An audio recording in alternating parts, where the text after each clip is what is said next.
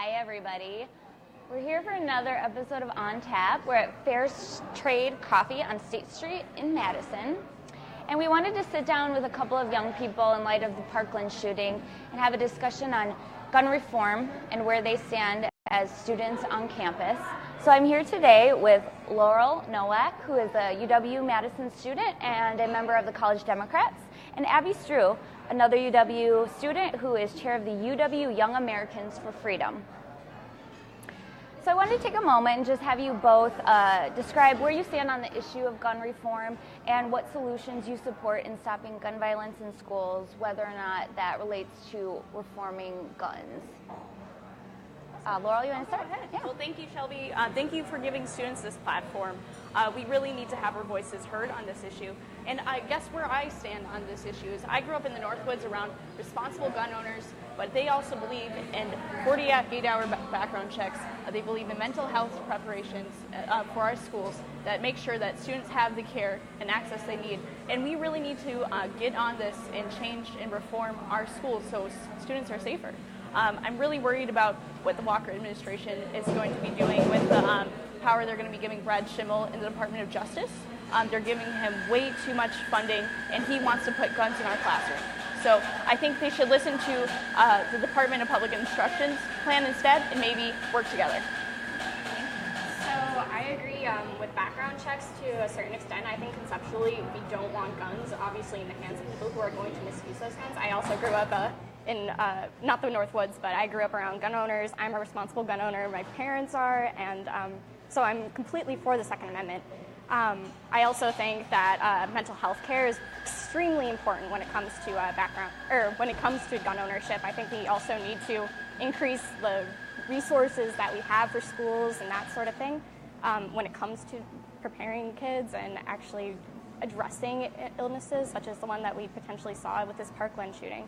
So I think policy-wise, before we legislate, I think we also need to look at our current systems in place. For instance, it seems that the Parkland shooter, he was reported a few times to the FBI and they didn't do anything. It seems like the FBI apparently missed things with a number of mass shootings that have occurred, and I think we need to look into what our authorities are doing and how they're addressing situations and reporting things to the NICS like background check system and that sort of thing, so people aren't getting guns when they don't have them. Thank you. I'd like to hear kind of what your personal impressions are of the Parkland students. Do you think the aftermath of this shooting has been different than ones in the past? And what do you think about the role that they have taken in the discussion? Oh, yeah. Okay, sounds good. So I'm not all that much older than most of the Parkland shooters, obviously. And so I love that, seeing all sorts of young people like actually going out and sharing like what their thoughts on policy is. For instance, we have David Hogg on one side, and we have Kyle Kashnov on the other side, who's in support of the Second Amendment and who's actually been going to D.C. and been working on the School Violence Act to try and actually increase like resources that teachers have. So I think that's awesome, but I also think that it's gotten to the point on Twitter where things are getting a little raunchy, where these kids are kind of lashing out at each other, people are lashing out at these kids, and I think we need to all take a step back and consider perspective, that we all have the same goal. None of us want to see school shootings happen. So I think if we just have different ends to the means, or we just have different means to the ends, and I think we need to like take that into account before we get really nasty with one another. Yeah, I totally think there is some nastiness out there. And one thing that I am really proud of these Parkland students is they are so brave, and they are stepping up to the plate where our legislators in our state houses and Congress have failed these students. These students are amazing at activating a nation, and they've made so much progress. And now their recent town hall plan, where we are going to districts where congressmen who have been avoiding their constituents, especially on the Republican side, like Paul Ryan, Mark Hogan is adopting a town hall here in Wisconsin because Paul Ryan will not meet with his constituents. We saw a student from Wisconsin march 50 miles to his office to talk about gun control. I think that's amazing. So these students and Parkland students are motivating a generation, and I'm excited. Great, thank you for that. So earlier this month, we saw Governor Walker and the state legislature sign into law a school safety legislative package. It included funding a new grant program for security upgrades to schools, mandating reporting for threats of school violence, allowing grant funding to implement trauma-informed care and adverse childhood experiences in schools, strengthening school safety plan requirements, and creating an Office of School Safety within the Department of Justice. Do you think these school safety provisions passed by the legislature and signed by Governor Walker do enough to protect students? Do you think more should be done? What do you stand on that? Well, Shelby, I tackled this earlier. I think the Department of Justice and Brad Schimmel are only going to buy faulty metal detectors, and armed guards in the classroom isn't going to create a great environment for students. What we need in classrooms is new books, new chairs. Our school system is failing because Scott Walker cut so much from our budget, and now in an election year, he's finally tackling this early so he doesn't have to deal with it in 2018. Different funding sources aside, I think that we can't necessarily go wrong with increasing resource officers in schools. For instance, in Maryland, we just saw a school shooting last month where a resource officer was actually able to stop a shooting from getting worse. I believe one person died and 2 were injured, but that could have been completely worse if that officer hadn't been there. We always see these instances with good people with guns, I think. So, I mean, for instance, I think in Parkland we saw that the officer who was there, who was armed, was actually leaving the scene. So how can we really trust, if that didn't work in that situation, that it might not work in other situations? But what's really wrong with the Department of Justice in Wisconsin right now having this funding is they are ignoring the Department of Public Instruction's advice on mental counselors. They're putting more funding for armed guards and faulty metal detectors instead of listening to our educators. I'm just disappointed in the Walker administration, as usual. Don't know where this faulty metal detectors thing is coming from. I think if you read the Department of Justice's proposal, they are going to be purchasing metal detectors, which have not worked in the past, and especially in what the GOP likes to reference in Chicago. Okay, well, regardless, as I was saying, I think, yeah, that that officer at Parkland should have absolutely done something, but from what I heard, he was told by his sheriff to not step in and intervene. And I also, going back to a thing that I mentioned before, we also have to consider what's happening with our administrators and our bureaucrats. Why are they lacking on these issues? Why did the FBI not report or to deal with these issues ahead of time? I don't necessarily think new policy is going to change anything. That's why if we have 48-hour waiting periods and background checks in advance, we won't have to worry about the FBI failing us. What would a 48-hour waiting period or a background check have done with the Parkland shooting? It wouldn't have helped the Parkland shooting, but it might help others who are inspired by the Parkland shooting. Potentially, but also if we look back at most of the mass shootings that have happened over the past few years, background checks haven't actually. Sure. So then we can get to the AR-15 itself. So back in the 80s, Reagan actually was in favor of getting rid of the AK-47, which is very similar to the AR-15. As a nation, as a state, as Wisconsin, as responsible gun owners, we see our veterans turning these weapons in. So I just want to ask the GOP, how much longer are guns going to be more than our children's lives? Okay, so AR-15s aren't actually all that different from a lot of hunting rifles. No, they are actually sportsman competitive weapons that the National Rifle Association has labeled them. The National Rifle Association has been bankrolled by gun manufacturers, and they are not in the interest of responsible gun owners anymore. Okay, so as a member of the NRA, what actually happens with the NRA is I give money, and 5 million other Americans actually give money to the NRA, so they and advocate when you buy on a gun behalf from of our Second Amendment rights. bankrupt Remington, which is now filing for Chapter 11, they actually sign you up for an NRA membership without even asking you. So they're making sure that these are not the people who are responsible gun owners that are being hurt. It's more like people like Dana Loesch or Tommy Lauren who put a gun down her pants, which is not a responsible. Tommy Lauren. But that's what we're hearing from, instead of responsible gun owners and veterans who have been turning in their rifles. Yeah, I don't think that's been the majority of them either. And also there have been it won't be. There are 8 million different AR-15s in the United States, and do you know what percentage of those people misuse them? I don't know. It depends what you define as misuse, because sometimes if we don't see that weapons are properly stored, we see the deaths of children. And I completely advocate for responsible gun ownership. Yeah, they do.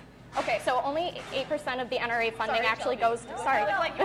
Well, can I finish this one point? go for it. So only 8% of NRA funding actually goes to like pushing at politicians and that stuff. The other 92% actually goes to advocate for like gun safety courses for students and for advocate like the pink stuff that the Susan G. Komen Foundation has, where it's just like pink washing. Is it more like gun washing? What does advocate mean? Means, is it training responsible gun owners? Is it classes? So 92%. Or is it marketing? For the NRA channel that is now being taken off Amazon. No, but the NRA has a number of programs that do promote gun safety for young students, for students our age, and for adults. They certify instructors, and for instance, that has actually come into play as being a good thing. For instance, in Sutherland Springs, there was a shooting there at a church, and a guy stopped that shooting with his AR-15, who was an NRA certified instructor. Yeah, and a lot of those people I'd like to move on to the next okay. question, if you guys don't mind, because I think you bring up a really good kind of lead into another question I would like to ask. You guys, I kind of wanted to let you go because I think it's great to like naturally, organically have these discussions, which I imagine you are having a lot on campus, probably with your families, probably with your friends lately. And I'm just wondering kind of how you feel about that. How does that go for you? Do you feel like you have friendships and relationships with varied viewpoints? Are you kind of arguing the same points, or do you feel like you can't even talk about these things? What is the discourse like in your world? While campus life is a little bit different than where I'm from, up in Wausau, we see a little bit more of a like medium purple-red divide. But honestly, I think when it comes down to it, responsible hunters and responsible gun owners see the value in 48-hour background checks. They see the value in mental health care, and Republicans aren't pushing those things to the table. Instead, they're worried that we're going to take their guns away. We're not going to take their guns away. We respect their rights, and also the Constitution allows for regulations. It is a collective right. It is a state right. So that's really what it's all about.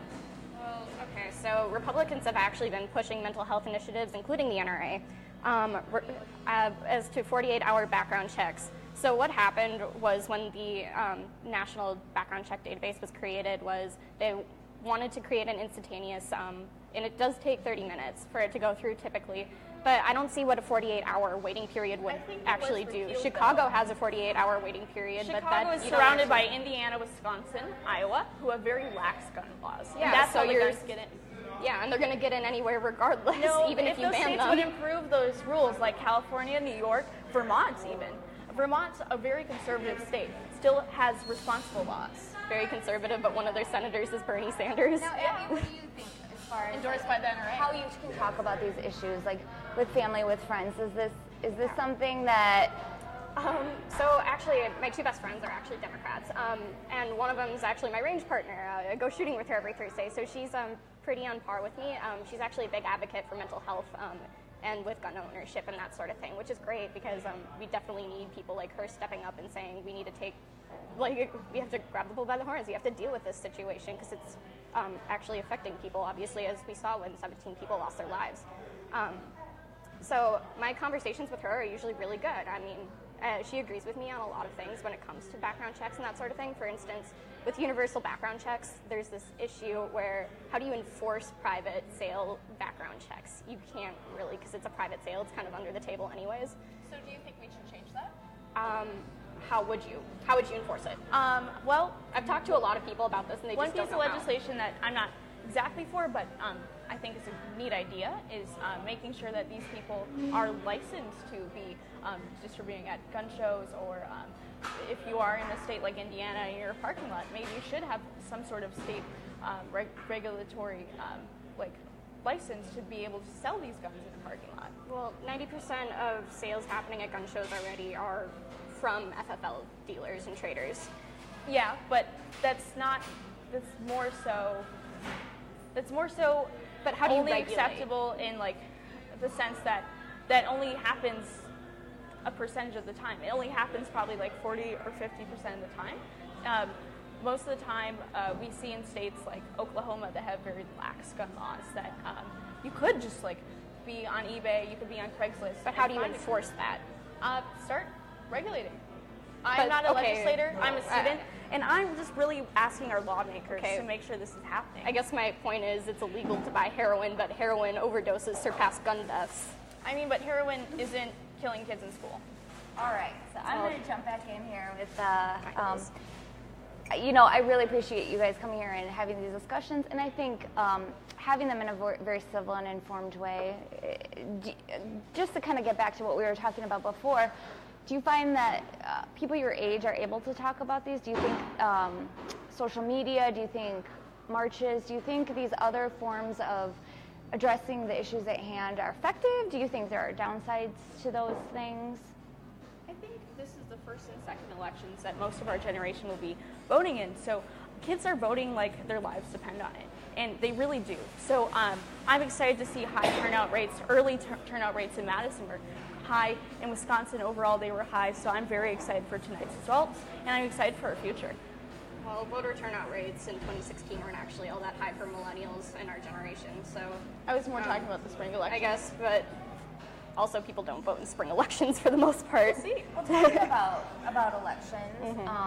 Do you think this will be an issue that people you know will bring young people? Do you think it will be one of the top issues that will bring young people to the polls? Do you think it's a driving force? Do you think there's other issues that are kind of take precedent over it? I think in our lifetime we started doing tornado drills, and then we were doing mass shooter drills. We were really the generation that grew up with that, and this is going to be a #1 issue on the table for us, along with student loan debt, because right now there are 44 million Americans who have 1.5 trillion in student loan debt. So we need to help students economically and help them have safe educations in our schools.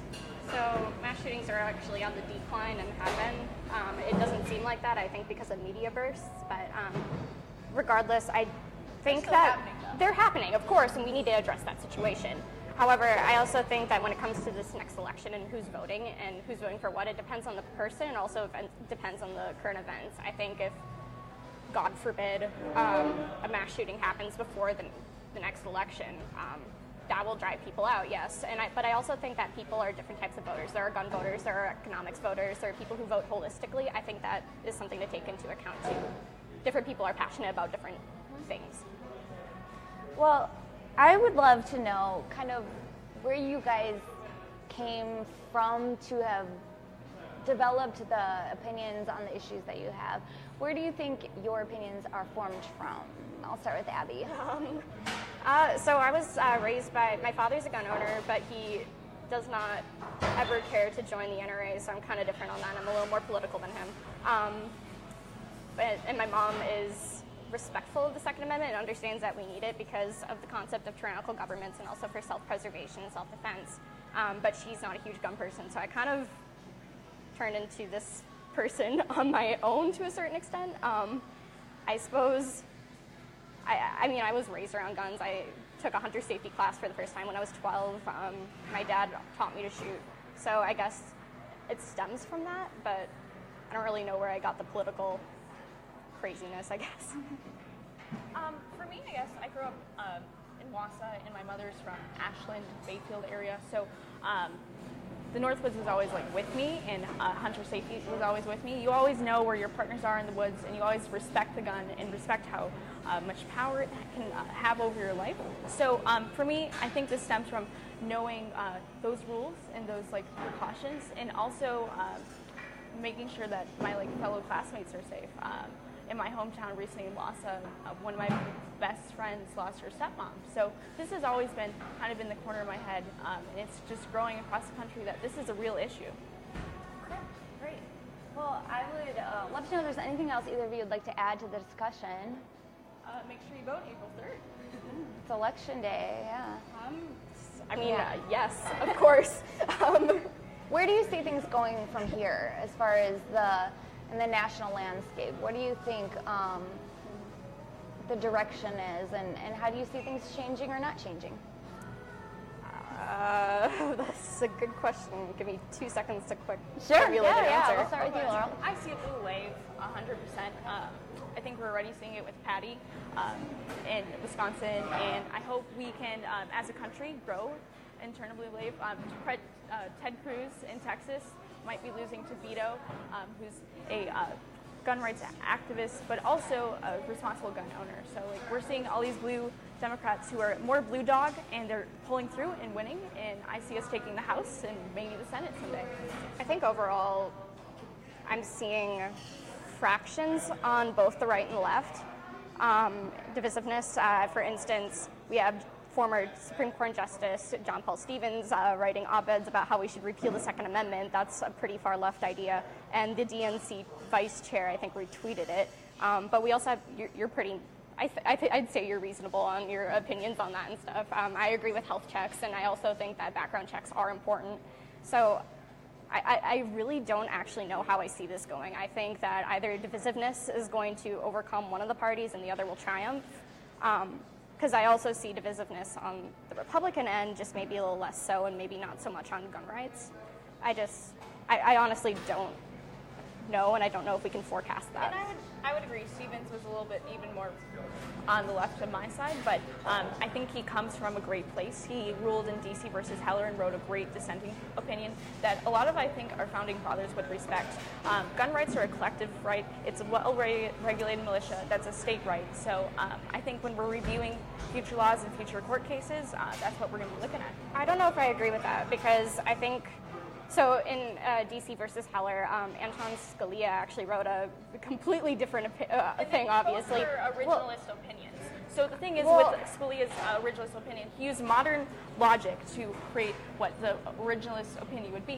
For Justice Stevens, he actually read through a million things. He read through Founding Fathers' historic letters and other amendments that were going to be added. So basically, I think they're both good originalist views, but I think in the future we'll see Stevens coming back. I don't think that it's a good idea to repeal the Second Amendment, because if you look back at how about Federalist Paper number 46, James Madison goes into this, governments can become tyrannical. Before we wrap up, we just have one question from an audience member. Anna Berry asks, how can we bridge the polar divide on this issue? Productive debate? I think more conversations like this between me and Abby, or other left and right viewpoints, because I think in the middle there's a way, and I think if we could get mental health care and maybe some background checks on the books, that would be great. Yeah, I think panel discussions, debates, that sort of thing are great. Actually, a political science group, a nonpartisan group at our university is actually holding a panel discussion this coming Sunday, and I would encourage y'all to go out. It's a student panelist, so it's going to be a bunch of our opinions on it speaking. I also think that we need to, like I mentioned before, we need to consider that we all have the same goal here. We don't want to see children dying in schools. They should be safe at school. They should be safe at home. So we all need to take into account that we're all looking for good, virtuistic ends. We just have different ideas on how to get there. Well, I'd say you two are models for what a constructive discussion can be and a civil discussion on a very contentious issue. So I truly appreciate you both taking the time to having this discussion for our audience, and hopefully we can all continue on in such a manner. So thank you so much. Thanks for having us. Yeah.